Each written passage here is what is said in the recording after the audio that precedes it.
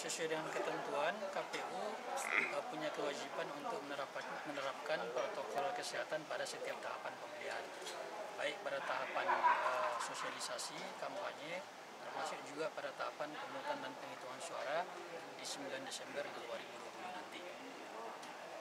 Dari sisi kesiapan, dari aspek penyelenggara, kita sudah membentuk PPK, PPS, dan KPPS juga sudah terbentuk.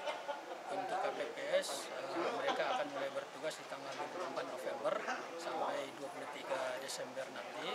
Kemudian petugas ketertiban TPS juga sebanyak 2 orang per TPS sudah dibentuk dan masa kerjanya sama dengan KPPS. Dan untuk memastikan penyelenggara kita sehat, itu dilakukan rapid test dan kalau reaktif dilakukan swab untuk memastikan bahwa penyelenggara sehat dan terbebas dari COVID-19. Nah, untuk pengawasan kita sendiri Pak, untuk kampanye bersih tanpa politik ini bagaimana sih Pak kita memonitoringnya Pak? Kalau fungsi pengawasan, pencegahan dan penindakan kan ada di Bawaslu. Fungsi KPU tentu menyampaikan semua regulasi yang berkaitan dengan kampanye kepada peserta pemilihan, dalam hal ini pasangan calon gubernur dan wakil gubernur termasuk juga tim kampanyenya. Kemudian kita juga melakukan koordinasi dengan semua stakeholder, dengan kepolisian, dengan Bawaslu, kemudian juga dengan Satpol PP, gugus tugas untuk memastikan aturan-aturan dalam pelaksanaan kampanye itu dipenuhi, khususnya aturan yang terkait dengan protokol kesehatan. Karena dalam kampanye kan diatur pertemuan terbatas atau tatap muka itu dilakukan di dalam ruangan dan jumlah pesertanya tidak boleh lebih dari 50 orang dan peserta mesti menjaga jarak dan memakai masker. Ada layanan khusus Pak untuk pengaduan dari kita kepada masyarakat Pak? Kalau untuk pengaduan itu ke Bawaslu. Jadi kalau ada pengaduan terkait dengan dugaan-dugaan pelanggaran pada semua tahapan, maka masyarakat itu bisa menyampaikan ke Bawaslu, bukan ke KPU. Bang, ada pelayanan khusus untuk pasien yang COVID Bang untuk pemilihan nanti Bang? Kalau untuk pemungutan suara nanti, bagi yang positif COVID, yang dirawat di rumah sakit atau di karantina, tentu untuk dapat menggunakan hak pilih harus mengurus surat pindah memilih ke TPS yang berada di dekat rumah sakit atau karantina tempat di mana pasien tersebut dirawat. Pengurusan pindah memilih itu paling lambat sehari sebelum hari pemungutan suara. Jadi nanti KPU Kabupaten Kota itu akan melakukan pendataan pasien COVID baik yang dirawat di rumah sakit, di karantina atau isolasi mandiri untuk memastikan berapa jumlah pemilih yang terpapar COVID yang harus dilayani. Untuk di rumah sakit atau di karantina itu akan dilayani oleh TPS yang terdekat 1 jam terakhir sebelum pemungutan suara ditutup. Jadi ada 2 anggota KPPS yang akan mendatangi pemilih tersebut. Kemudian juga ada pengawas dan saksi.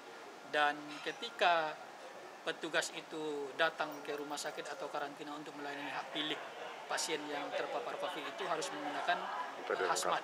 Jadi beda dengan di TPS. Kalau di TPS kan cukup menggunakan masker, kemudian sarung tangan medis dan face shield. Tapi kalau untuk melayani pemilih di rumah sakit atau di karantina yang terpapar COVID itu perlengkapannya lebih ketat dari aspek kesehatannya, harus menggunakan hazmat. Kemudian untuk yang isolasi mandiri itu tidak perlu mengurus surat pindah memilih karena kan mereka isolasi di rumah. Jadi akan didatangi oleh petugas KPPS di dekat rumahnya di mana pemilih tersebut terdaftar 1 jam terakhir sebelum TPS ditutup dengan persetujuan saksi dan pengawas. Jadi tetap posisinya sama, dilayani 1 jam sebelum TPS ditutup. Bedanya kalau yang dirawat di rumah sakit atau di karantina tentu harus mengurus surat pindah memilih. Kalau